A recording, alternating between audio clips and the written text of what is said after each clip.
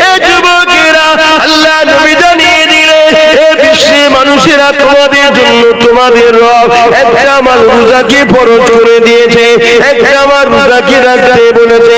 আল্লাহর কোরআনও আমাদেরকে জানিয়ে দিয়েছে রোজাদারের জন্য রোজা রাখা ফরজ হয়ে গেছে। এবং এই রোজা এমন একটা নিয়ামত, আসসামুলি ওয়া আনা সিবিয়াদিয়া, আমার আল্লাহ জানিয়ে দিলেন রোজাদারদের জন্য সবথেকে বড় খুশির খবর এটা। আল্লাহ বলছে রোজা হলো আমার খাস ইবাদত, আর আমি আল্লাহ কুদরতি হাতে রোজাদারকে পুরস্কার নিজে দেব।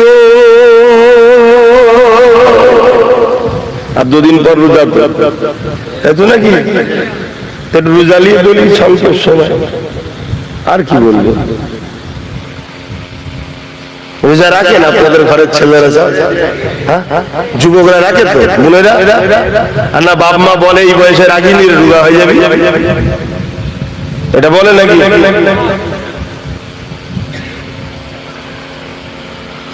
রোজাদারের জন্য দুটো খুশি, বিসসাইমি ফারহাতানি, ফারহাতুন ইনদাল ইফতারি ওয়া ফারহাতুন লিকা রাব্বি।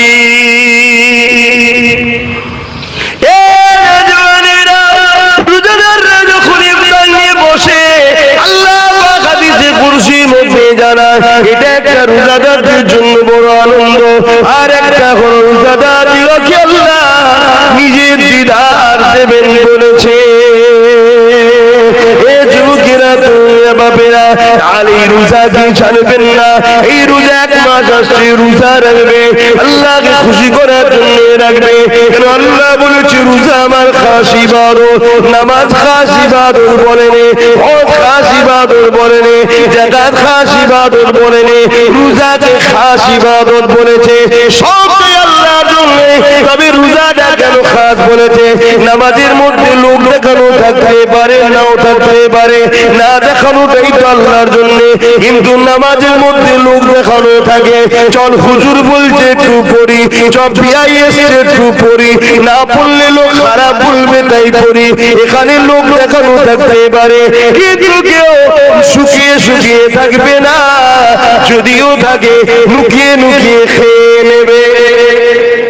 কি বুঝছেন তো নাকি? তাই আল্লাহ বললো এটা আমার খাস ইবাদত।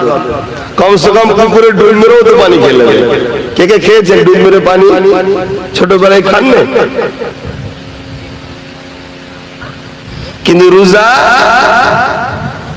ও আল্লাহর খুশির জন্য, তাই চোখের আড়ালে হয়ে গেল, সেই আল্লাহর জন্য সে রোজা রাখে। নবী আমার জানিয়েছেন কিয়ামত অবশ্যই হবে। কিয়ামতের দিনটা কত কঠিন দিন হবে। আল্লাহ নবী সাহাবাদেরকে জানালেন, মাথার একদিক দায়িত্বে লেখাত পরে আল্লাহ পাক এই সূর্যকে নামিয়ে দেবে। এই সূর্যে বর্তমানে 1 গুণ তাপ রয়েছে, সেদিন 12 গুণ তাপ বেড়ে যাবে।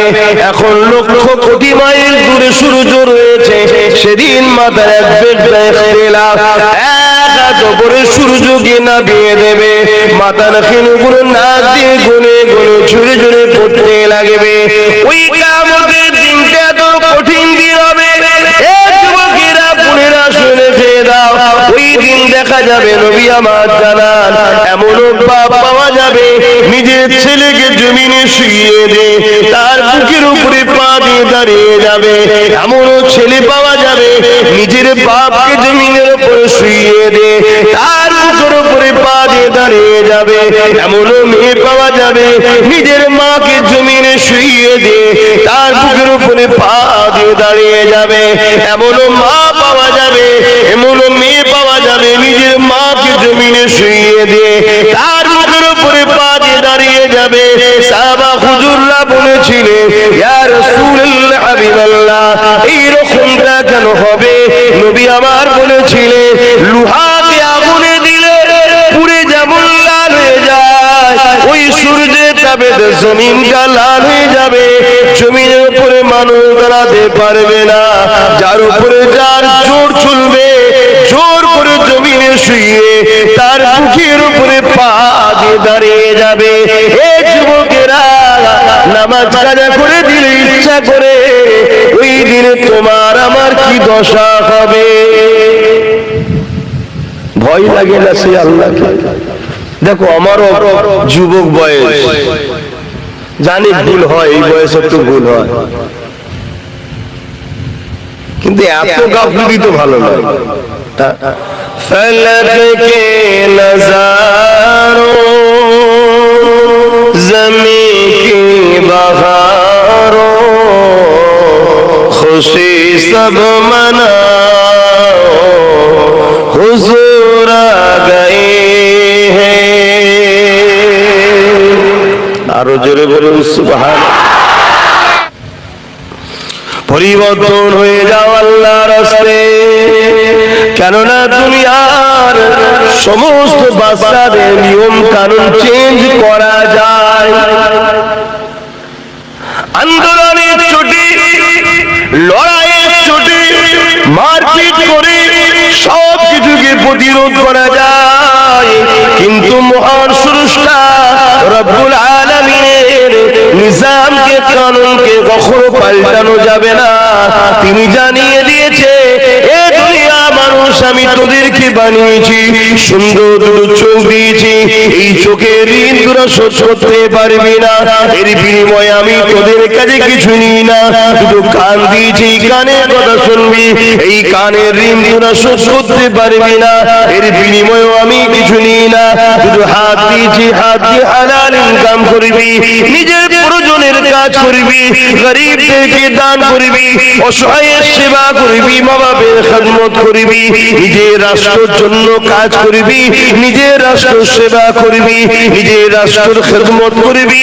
এ আমার বান্দা বান্দি রে, তোদের নিত্য প্রয়োজনীয় কাজ হাত দিয়ে করবি, এর ঋণ তোরা শোধ করতে পারবি না, তথাপি আমি আল্লাহ এর বিনিময়ে তোদের কাছে কিছু নিই না। আল্লাহ কিছু নিয়েছে কি গো? অসুবিধা হচ্ছে? জিজ্ঞেস করলে সারা দেবে, বাজার হচ্ছে, বকছি বলে মনে কষ্ট হচ্ছে। আমরা বকবো না তো বকবে কারা? বকার ক্ষমতা তো আমরাই রাখি, কেন আমরা তোমার নবীর খানদানের ছেলে, আমরাই বলতে পারি তোমাদের ঘরে, অন্য কারো অধিকার নেই তোমাদের দিকে চোখ তুলে তাকাবে, ঠিক না বেটি? কিন্তু দুঃখের বিষয়, তোমরা আমাদের ঘরে ধরা দিও না বলে যারা তোমাদের জুতো বওয়ার উপযুক্ত নয়, তারা তোমাদের ঘরে এখন গলায় বেল দিয়ে ঘোরাচ্ছে। কথা বুঝে আসছে?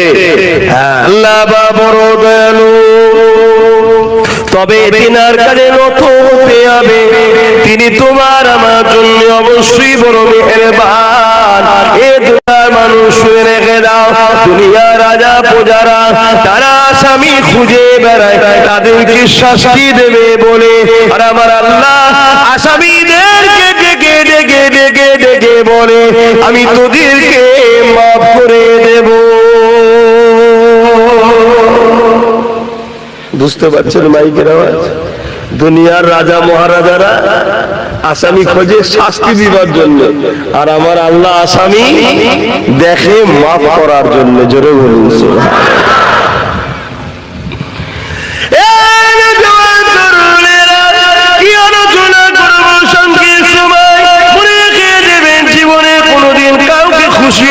করতে পারে, কখনো কারো মনে আঘাত দেবেন না, আল্লাহ সৃষ্টিকে কখনো জুলুম অত্যাচার করবেন না। আল্লাহ রাসূল জানিয়ে দিলেন, লা ইয়ারহামুল্লাহু মান লা ইয়ারহামুল্লাহ, যে মানুষকে ভালোবাসে না আল্লাহ দয়া সে পাবে না। ভালোবাসার প্রকৃত রাস্তা হলো আল্লাহ জান্নাতের রাস্তা দেখানো। এই আপনাদেরকে ভালোবাসি বলে আল্লাহ জান্নাতের রাস্তা দেখায়। আল্লাহ জান্নাত পেতে গেলে সর্বপ্রথম কাজটা কি? ঈমান জানতে হবে। আমানতু বিল্লাহি ওয়া মালাইকাতিহি ওয়া কুতুবিহি ওয়া রাসূলিহি ওয়াল ইয়াউমিল আখির ওয়াল কদরি খায়রিহি ওয়া শাররিহি মিনাল্লাহি তাআলা ওয়াল বাসি বাদাল মউত। তুমি ঈমান আনতে হবে। এ যুবকেরা, তরুণেরা, আমার আপনার নবী মুহাম্মদ রাসূলকে জীবনের থেকে বেশি ভালোবেসে জীবনের সব কিছু থেকে বেশি আদর করে মেনে নিতে হবে। এই মেনে নিবার পরে তিনি যা করতে বলেছে করতে হবে, তিনি যা নিষেধ করেছে ছেড়ে দিতে হবে। এর মাহফিল হলে যাবে, ইফতার মাহফিলে আলেমরা থাকে, তারা নেতৃত্ব দেয়। আর আলেমরা হলো রাসূলের ওয়ারিস, তারা নবীর এলেমের ওয়ারিস। নবী চলে গেছেন, যাওয়ার সময় বলে গেছেন যে আমি আলেমে হাক্কানীদের রেখে গেলাম, তোমরা এদের কাতারে থাকবে, এদের পেছনে থাকবে। আর এখন তো আলেমরা বাপ কিছুই বলতে পারে না। এটা আলেমদের দোষ অবশ্য, সবাই নয়, কিছু কিছু আলেম আছে এখনো বলে, কেন তারা বিক্রি হয়নি, তারা নিজেদের গলায় এখনো মোহাম্মদ রাসূলের বেল্ট পরিয়ে রেখেছে, তাই তাদেরকে কেউ টানতে পারে না। কিন্তু বেশিরভাগ উলামারা এখন কথা বলতে পারে না। কথা বুঝে আসছে? এই ইফতার মাহফিল হলে যাবে। তবে আমার যদি মশলা শোনেন বা আমাকে জিজ্ঞেস করেন আপনি কি করেন, সবথেকে উত্তম হলো এটা, সারাদিন রোজা রেখেছি যে আল্লাহর খুশির জন্য, সেই আল্লাহ আমাকে যা খুশি করে রুজি দিয়েছে হালাল, ওই রুজি থেকেই আমি ইফতার করব। আমি অন্য কারো পয়সা করতে রাজি না। অনেক জায়গায় আমাকে জোর করে রোজার মাসে নিয়ে যাবে বলে, আমি কোনো জায়গায় যেতে চাই না। এবার আমি একটা ইউনিট চালাই, একটা দল চালাই, আপনারা জানেন কি জানি না, ফুরফুরা শরীফ আহলে সুন্নাত ওয়াল জামাত বলে একটা রাজনৈতিক সংগঠন চালায়। ওই সংগঠনের ব্যানারে কিছু ইফতার মাহফিল হয়। এবার আমাকে বলে হুজুর আপনি আসেন দু কথা বলে দোয়া করেন। এবার সেখানে যদিও যায় আমি ইফতার বেঁধে নিয়ে যাই। তারা বলে কোনো চিন্তা নেই, আমি চিন্তার কোনো কারণে সতর্ক হতে হয়। আমি রোজা রেখেছি, আমি আমার পয়সা দিয়ে ভাবে ইফতার করবো, সারাদিন রোজা রেখার পরের পয়সা ইফতার করবো, ঠিক মন খুশি হয় না। আপনারাও করবেন। তাতে যদি আল্লাহ আপনাকে শুধু চিনি দিয়া শরবত খাওয়ায়, অতি খুশি আলহামদুলিল্লাহ বলেন যে আমার আল্লাহ আমার জন্য যেটা ভালো সেটা করেছে। তুমি তোমার নয়, তুমিও তোমার আল্লাহ। কোনটা তোমার বলো তো? এই কোনটা তোমার আছে নাকি? তোমার আল্লাহ, আমার আল্লাহ যদি আমাকে দুদিন শুকিয়ে রাখে, তাহলে আমি আমাকে শুকিয়ে রাখছি না, আল্লাহ তার সৃষ্টিকে শুকিয়ে রেখেছে। তা আল্লাহ যদি তার সৃষ্টিকে শুকিয়ে রেখে খুশি হয়, তা আমার মতে এত ব্যস্ত হয় কেন, এত বিপদ হয় কেন, এত টেনশন আমরা হই কেন? নিজেকে কুরবান করে দাও আল্লাহর কাছে। আমি আবার কি, আমি বলে কিছু নেই, সবই আল্লাহ। এ চোখ আমার নয়, আল্লাহর সৃষ্টি। এ কান আমার নয়, আল্লাহর সৃষ্টি। এ হাত আমার নয়, আল্লাহর সৃষ্টি। এ পা আমার নয়, আল্লাহর সৃষ্টি। এ জবানের কথা আমার নয়, আল্লাহ দিয়েছেন, ব্যবহার করতে তাই করতে পারছি। কোনটা আমি তৈরি করিনি বাপ। আমার খিদে লাগলে আমার আত্মা যে রূহ জান কষ্ট পায়, ওই জানটাকেও সৃষ্টি আল্লাহ করেছে।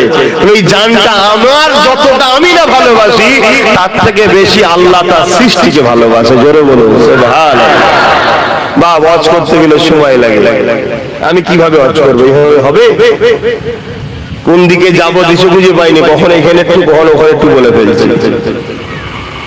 তাই দরুদ শরীফ ওই দিকেও কম পড়ানো হলে তো পড়ানো দরকার, সব হয়। কেন আমি জানছি দু কথা বলতেই পারবো না। যা তারপর এর মধ্যে থেকে একটাই কথা বলবো, জীবনে প্রতিটা মাকসাদ হবে আমার স্রষ্টাকে খুশি করা।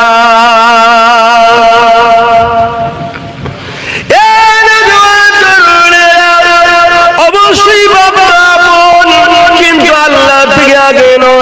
অবশ্যই পীর মুর্শিদ আপন, কিন্তু আল্লাহ থেকে আগে নয়। অবশ্যই স্বামী স্ত্রী আপন, কিন্তু আল্লাহ থেকে আগে নয়।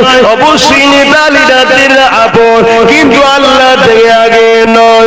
সব আগে একটা কথা মাথায় নিয়ে নেন, মান আহাব্বা লিল্লাহ ওয়া আবগাদা লিল্লাহ ওয়া আতা লিল্লাহ ওয়া মানআ লিল্লাহ ফাকাদ ইস্তাকমালাল ঈমান। এ দুনিয়া মানুষ রেখে দাও গো, নিঃশ্বাসে কোনো বিশ্বাস নাই। এসেছি যখন চলে একদিন যেতে হবে, কে কবে যাবে আল্লাহ বা ভালো জানে। পৃথিবীর সবাই চেষ্টা করো, তোমায় নিতে পারবে না। যেদিন আমার আল্লাহ ডাকবে, ওই দিন পৃথিবীর সবাই চেষ্টা করো, বাঁচাতে পারবে না। আল্লাহর উপরে ভরসা রেখে কোন কাজটা করলে আল্লাহ খুশি হবে, সেই কাজটা করো যেটা করলে আল্লাহ বেজার আর হবে সেটা ছেড়ে দাও। মা বাপকে ভালোবাসতে হবে কিন্তু আল্লাহর জন্য, স্বামীকে ভালোবাসতে হবে কিন্তু আল্লাহর জন্য, স্ত্রীকে ভালোবাসতে হবে কিন্তু আল্লাহর জন্য, দুনিয়ার লিডারকেও ভালোবাসতে হবে কিন্তু আল্লাহর জন্য। যদি তোমার মা বাপ তোমাকে ইসলাম বিরোধী কথা বলে ওই কথা তোমাকে মানা যাবে না, কেননা মা বাপ আগে নয় আল্লাহ আগে। তোমার স্ত্রী যদি তোমাকে ইসলাম বিরোধী কথা বলে ওই কথা মানা যাবে না, কেন স্ত্রী আগে নয় তোমার স্রষ্টা আগে। তোমার স্বামী যদি তোমাকে ইসলাম বিরোধী কথা বলে এ নারীরা স্বামীর কথা মানা যাবে না, কেননা স্বামীর আগে তোমার স্রষ্টা। ঠিক তেমনই তোমার দুনিয়ার লিডার যদি তোমাকে ইসলাম বিরোধী কোনো কথা বলে ওই কথা মানা যাবে না, কেননা দুনিয়ার লিডার আগে নয় তার আগে হলো তোমার আল্লাহ। দুনিয়ার লিডার যদি তোমাকে আল্লাহর পক্ষে কথা বলে তবেই মানা যাবে।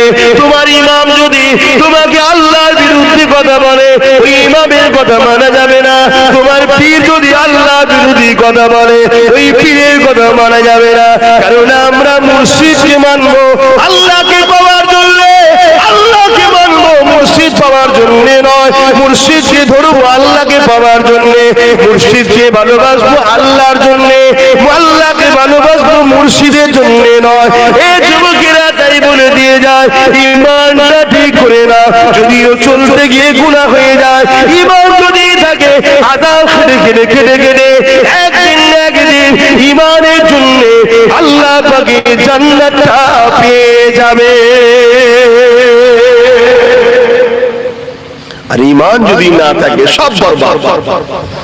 দাড়ি তোমায় নাজাত দেবে না, টুপি তোমায় নাজাত দেবে না, হজ তোমায় নাজাত দেবে না। এগুলো তোমার মাকামকে বাড়ায় যদি ইমানদার হও। ইমানদারের মুখের দাড়ি থাকলে মাকাম বাড়লো, ইমানদারের মুখের মাথায় টুপি আছে মাকাম বাড়লো, ইমানদার ন্যায় পরায়ণ মাকাম বাড়লো। ইমান নেই তো কিচ্ছু নেই। আর ইমান কি? রসুলকে বলো, আমার সাথে বলো, রসুলকে জানের থেকেও বেশি ভালোবেসে আদবের সাথে মেনে নিবার নাম হলো ঈমান। আমার কথা মানতে পারছেন তো নাকি? হ্যাঁ, আল্লাহ পাক বলে দিয়েছে আমার হাবিবকে ধর। তোরা আমার সম্বন্ধে বেশি চিন্তা করলে মাথার ফিউজ আউট হয়ে যাবে। কথা বুঝাস, তোর আমার হাবিবকে ধর, ওইটাকে আমি পাঠিয়েছি, উনি যা বলবে মেনে নে। কোরআন বলছে, আগেই বললাম না হাফেজ সাহেব, মা আতাকুমুর রাসূল ফাখুযুহু ওয়া মা নাহাকুম আনহু ফান্তাহু। রাসূল যা আদেশ করেছে মেনে নাও, আছে তো কোরআনে। নবী যা নিষেধ করেছে ছেড়ে দাও। আল্লাহর নবী মদ খেতে বলেছে, মাতালকে সাপোর্ট করতে বলেছে। আল্লাহর নবী সুদ খেতে বলেছে, সুদকে সাপোর্ট করতে বলেছে। আল্লাহর নবী চুরি করতে বলেছে, চোরকে সাপোর্ট করতে বলেছে। আল্লাহর নবী মানুষের উপর জুলুম করতে বলেছে, জুলুমকে সাপোর্ট করতে বলেছে। কিন্তু আমরা তো সব করে বসে আছি বাবা। অন্যায় করার অন্যায়কারীকে সাপোর্ট করা এক না আলাদা? জোরে বলো। এখন আপনি একটা কুকুর পুষেছেন বা ময়াল সাপ পুষেছেন, আপনি তাকে খাইয়ে দাইয়ে সহযোগিতা করে মোটা সুটা করেছেন, সে এখন পাড়া দুটো লোককে ধরে পুরো গিলে খেলিয়েছে। এখন আপনাকে যদি এসে বলে তোর জন্য আজকে এই বিপদ, কেন তোকে আমরা বলেছিলাম যোগে পুষিসনি, ও ভালো করে বুঝবে। বুঝতে পারছেন? বোঝেন। যদি না বোঝেন তো কোদাল নিয়ে যখন মাটিতে পুঁতে দেবে তখন বুঝিয়ে দেবে কোন ফেরেশতা এসে, কালার কানা শুধু পিটবে। প্রথমে এসে মারবে, যখন এত চিৎকাবে বান্দা বান্দি ওর দেখে ময়া লেগে গেছে, ও আল্লাহ এ এত কষ্ট হচ্ছে দেখে ময়া লেগে গেছে, আল্লাহ চোখে অন্ধ করে দেবে, আর দেখতে পাই না। তারপর কানে চিৎকার শুনছে তো বলছো আল্লাহ এর আওয়াজ শুনতে পাচ্ছি, আল্লাহ কানেও কালা করে দেবে, এবার পিটিয়ে যাবে, কামত পর্যন্ত পিটবে। একবার করে মারবে 70 গজ। কথা বুঝে আসছে? নিচেই চলে যাবে, আবার টেনে তুলে নিয়ে আসবে, আবার মারবে। যেখানে শেষ নেই। এই আমরা মৌলী সাহেব গল্প করছি নাকি? জাহান্নামীদের ঘরে যখন দেয়া হবে এই সূরাতে দেয়া হবে না, আর এই চামড়া গুলো 70 গজ মোটা হবে। শরীরের চামড়া 70 গজ মোটা হবে। দুনিয়ার চামড়ায় আগুন লাগলে কি হয়? পুড়ে ছাই হয়ে যায়। কথা বুঝে আসছে না? এই কিছুদিন আগে পেপারে দেখছিল না, পুরা বার করছে, বেঁকে চুরি ইটু হয়ে গেছে, দেখছেন না? পুড়ে ছাই হয়ে যায়। আর কিয়ামতে যখন জাহান্নামে দেবে, ও আগুন লেগেই যাবে। শুধু যেমন সেই চর্বি কখনো দেখেছেন? শিক কাবাব করেছেন? কাবাব কুরবানির সময় কাবাব করে কি হাজি সাহেব খেয়েছেন? ওই কাবাবে সে চর্বি থাকে, তলা থেকে টপ টপ করে পানি পড়ছে, ও কিন্তু সহজে গলছে। তা আগুন লেগেই যাবে, রস বেরিয়ে যাবে, চামড়া কিন্তু পুড়াবে না, মানে কষ্ট হবে, শেষ হবে কিয়ামত। তাই বুঝে লাও। এখন পাড়ার লোকেরা বলছে, তোকে বলেছিলাম এ সাপ পুষবি নি, এ সাপ কিন্তু বড় হলে ক্ষতি করবে। তুই দুধ কলা খাইয়ে তাকে আদর করিয়ে বড় করলি, ও তো পাড়ার দুটো লোককে খেয়ে ফেলেছে, কি হবে? বলছে আমি কি খেয়েছি? সাপ তো খেয়েছে। বলছে তুই তো পুষে বড় করেছিস। তো মার বাড়িওয়ালার হবে না? বুঝতে পারছেন? তাহলে কেউ যদি জুলুম করে সে শুধু মার খাবে না, আমরাও জালিমকে সাথ দিয়েছি, আমাদেরও পেদারি খেতে হবে। তারা হয়েছে কোথায়? সব বুঝবে আল্লাহ। আল্লাহ পাক কাউকে ছাড়বে না। এখনো সময় আছে, অসংখ্য পরিবর্তন হবে। আবার নবীর কথা মানবে না? মানবে না? হাত তুলে দেখাও কারা মানবে। আলহামদুলিল্লাহ। মিশকাত শরীফ আব্দুল্লাহ ইবনে উমর থেকে রওয়ায়াত, নবী বললেন, এ আমার মাননেওয়ালারা। কারা মাননেওয়ালা? নবীর হাত তুলে দেখান। নবীর মাননেওয়ালা কারা? আলহামদুলিল্লাহ, আপনাদের জন্য হাদিসটা বলছি। এ আমার মাননেওয়ালারা, কিয়ামতের শেষ দিন পর্যন্ত তোমরা আমার খানদানের ঝান্ডা তলায় থাকবে। জোরে বলুন সুবহানাল্লাহ। অর্থাৎ কুরাইশ বংশের ছেলের নেতৃত্ব মানতে হবে। আজ আমি একটা ইউনিট তৈরি করছি, আপনারা নিশ্চয়ই জানেন। আমার নেতৃত্ব মেনে নেবেন না? নেবেন না? মেনে নিতে হবে। বাবা, সময় এখনো আছে, তওবা করুন, আল্লাহর কাছে কাঁদুন যে আল্লাহ জীবনে যা করেছি জানতাম না, করে ফেলেছি, আজ জেনে গেছি আর না। মনে রেখে দেবেন, এই কবরের জমিনে যখন তোমাকে আমাকে রাখা হবে, কেউ যাবে না এই কবরের জমিনে, কিন্তু এই কবরের জমিনে একজন আসবে। বুখারী মুসলিমের হাদিস, আল্লাহ পাক তাকে নিয়ে আসবে, তিনি তাশরীফ আনবে, তিনি অন্য কেউ নয়, পুরো জাহানের সুলতান নবী দু আলম নবী মুহাম্মদ রাসূল তাশরীফ আনবে।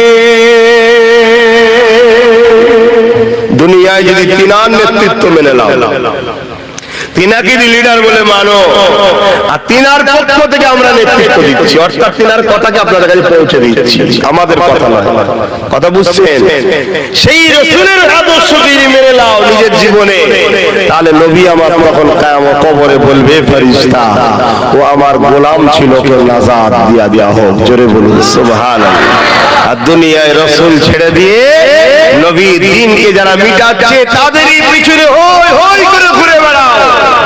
মনে রেখে দিও, কবর তোমার ডাকছে, তোমার জবাব দিতে হবে। আজ আমাদের ঘরের ছেলেদের ইসলামিক কোন ইউনিফর্মের উপর, ইসলামিক কোন কালচারের উপরে আঘাত দিলে আমাদের ছেলেদের ব্যথা লাগে না, কিন্তু যারা ইসলামের বিরুদ্ধে তাদের কিছু হলে আমাদের ছেলেদের বুকে ব্যথা ওঠে। হয় না? হয় না? কি কোথায় চলে গেল? আবার এগুলো যদি আমি বলি, আবার কিছু মুসলমান আছে, শুকনো মুসলমান মুনাফিক, তাদের আবার কষ্ট হয়, এসব কথা কেন বলবে? উনি আসবে, পেলেন ঘটনা বলে চলে যাবে। তাহলে ঘটনা শুনে নাও। আল্লাহ বললেন, বান্দা ঈমান নিয়ে আসো। কার মতো ঈমান আনবো? এই আয়াতের ব্যাখ্যায় বলছে, সাহাবাদের মতো ঈমান আনো। সাহাবারা কেমন ঈমান এনেছে শুনে রেখে দেন।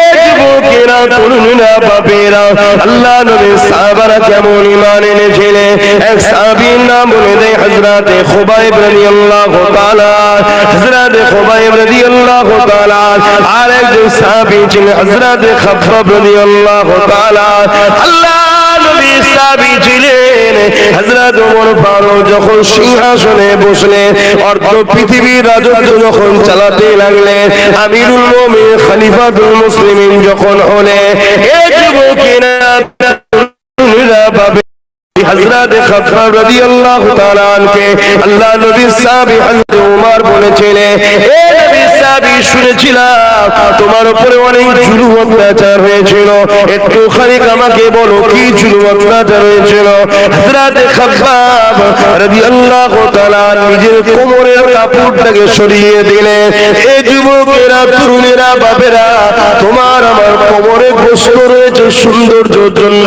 আল্লাহ নবীর এই সাহাবীর কোমরটা পুরো প্লেন ছিল গোসল ছিল না আল্লাহ নবীর সাহাবী হযরত ওমর দেখে বলতে লাগলেন ভাই খাব্বাব এই রকম কোমর আল্লাহ জমিনে কারো দেখিনি কি ব্যাপার আল্লাহ তোমাকে এরকম বানালো হযরত খাব্বাব বলতে লেগেছে ও ভাই হযরত ওমর আল্লাহ আমাকে সুন্দর কোমর দিয়েছিল কিন্তু আমি নবীর পক্ষে কল দেওয়ার জন্য নবীর দল করার জন্য ন্যায়ের পক্ষে সত্যের পক্ষে মানবতার পক্ষে ইনসাফের পক্ষে মানব বন্ধনের পক্ষে ভাতৃত্বের পক্ষে সত্যের পক্ষে থাকার জন্য তৎকালীন লিডার আবু জুলবা সাইবাইরা আমাকে জুলুম করেছিল আমাকে বলেছিল মুহাম্মাদের দল ছেড়ে দে আমাদের দলে চলে আয় মুহাম্মাদের দল ছেড়ে দে আমাদের দলে চলে আয় না এর উপরে জুলুম হবে অত্যাচার হবে ও ভাইরা তোমার আমি বলে দিয়েছিলাম জান দিয়ে দেবো তথাপিও নাই সত্য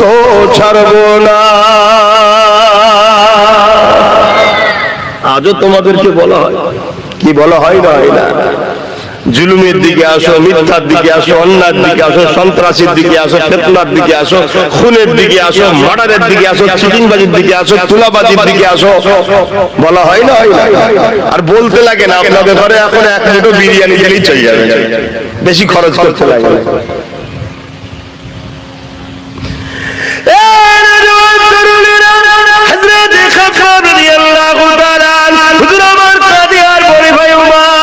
আমি যখন তাদের কথা মানিনি এই জন্যই তারা আগুন তৈরি করেছিল ওই আগুনের লাকড়ি তৈরি করে ওই আগুনের উপরে আমাকে হাত পা বেঁধে বসিয়ে দেওয়া হতো ওই আগুন পুড়ে পুড়ে পুড়ে পুড়ে আমার কোমরের গোস্তগুলোকে পুড়াতে লাগলো আগুন শুরু করে কোমরের গোস্তগুলো থেকে রস বাহির হতো আগুনটা নিভিয়ে যেত আবার সাইডে বসিয়ে আবার আগুন তৈরি করতো আবার বসিয়ে দিত এইভাবে পোড়াতে পোড়াতে পোড়াতে পোড়াতে পোড়াতে আমার কোমরের গোস্তগুলো আগুনে সব খেয়ে ফেলেছে ভাই ওমর আবার মুখে লটকে গরম করে ছেঁকা দেওয়া হতো আর বলতো মুহাম্মদকে ডাকবি না আল্লাহকে ডাকবি না এ যুবকেরা তরুণীরা আপনারা তাদের মতো ঈমান আনতে হবে কোরআন বলছে আমাদের ঈমান কোথায় রয়েছে দেখো এ যুবকেরা তরুণীরা বাপেরা আজ আমরা তাদের মতো ঈমান আনতে পেরেছি কি ভাবো নাই নাজাত পাবেন না আখিরাতটা বড় কঠিন হবে কি ভাবছেন কি করছেন আমি জানি না যদি কারো মনে হয় যখন হবে তখন দেখবো কি দেখবে যুবক চুলের থেকে সরু হিরের থেকে ধার একটা রাস্তার উপর দিয়ে যেতে হবে ফুলের উপর দিয়ে ফুলের ওই দিকটাতে জান্নাত তলায় আছে জাহান্নাম আল্লাহ বলবে যারা জান্নাতে যেতে চাও যাও ওই পুলটা কিন্তু পার করতে হবে ওই পুলটা পার করতে গেলে দুনিয়ার খুশি আমাদের চলে যাচ্ছে দুনিয়ার মর্ডার করার পর বাইরে বাইরে ঘোরা যাচ্ছে কারণ নেতার হাত থাকলে সব জায়গায় হয়ে যাচ্ছে কিন্তু এই পুলটা পার করতে গেলে কোনো ঘুষ চলবে না কোনো দাদাগিরি চলবে না ওই পুলটা পার করতে গেলে ঈমান লাগবে ঈমান লাগবে কেমন ঈমান সাহাবাদের ঈমান যেমন ছিল একদিকে হারাম তোমাকে ডাকছে একদিকে হালাল তোমাকে ডাকছে একদিকে শয়তান তোমাকে ডাকছে একদিকে রাসূলের গোলাম আব্বাস তোমাকে ডাকছে, বা আলিম উলামারা তোমাকে ডাকছে। হে বাপেরা, নওজোয়ান তরুণেরা, তোমাদেরকে ডিসাইড করতে হবে আমি রাসূলের দলে যাব না ইবলিসের দলে যাব। কারণ পৃথিবীর জমিনে দুটো দল আছে, একটা রহমানুল্লাহ পাকের দল, আর একটা হলো ইবলিসের দল। আল্লাহ দলের পক্ষে 1,00,000 মতান্তর, 2,24,000 নবী রাসূল এসেছে, আখরি নবী মুহাম্মদ রাসূল এসেছে। সেই নবী বর্তমানে নবী পাকের পক্ষ থেকে নবীর ওয়ারিসরা রয়েছে। কারণ নবী আমার বিদায় নিবার সময় বলে গিয়েছিলেন, বাবারা শুনে রেখে দাও, আমি নবী তোমাদেরকে 3টে জিনিস রেখে গেলাম, 2টো নয় 3টে। প্রথম নম্বর হলো কিতাবুল্লাহ পাকের কিতাব, দ্বিতীয় নম্বর সুন্নাতে রাসূলি আমার সুন্নাত, 3 নম্বর হলো আহলে বাইতি আমার পরিবার আমার খানদান। তাই মিশকাত শরীফে আব্দুল্লাহ ইবনে আব্বাস রাদিয়াল্লাহু তাআলা হাদিসটা বললাম, হযরত ওমর ইবনে আব্দুল্লাহ হুজুর হাদিসটা বললাম, কি নবী আমার জানিয়ে দিলে, হে আমার মাননেওয়ালারা, তোমরা ইদিগুদি করো না, কারণ আমার খানদানের হাতে কিয়ামতের সেই দিন পর্যন্ত 2জন যদি আমার বংশের থাকে, তার মধ্যে একজনের হাতে আমার ঝান্ডা থাকবে। দেখুন, ভাবো, কেন আমাদের কাজ সজাগ করে দেওয়া, জানিয়ে দেওয়া, কাউকে জোর করে টেনে আনবো না, টেনে আনবো না। এবারে আপনারা কি করবেন, কি ভাববেন, কি কোন রাস্তা বেছে নেবেন, সব তো আপনাদের। কিন্তু পরিস্থিতি, দুনিয়া তো বরবাদ হচ্ছে, আখিরাতটাও বরবাদ হয়ে যাচ্ছে। আসুন আমাদের কাছে, দুনিয়াও পাবেন, আখিরাতও পাবেন ইনশাআল্লাহ। আর বাড়াচ্ছি না, কেন নামাজের ব্যাপার আছে। একটু দোয়া করবো না, দোয়া বাদ দিয়ে চলে যাবে। তাহলে দোয়ার আগে তো আমরা একটু সালাম দিই। দয়া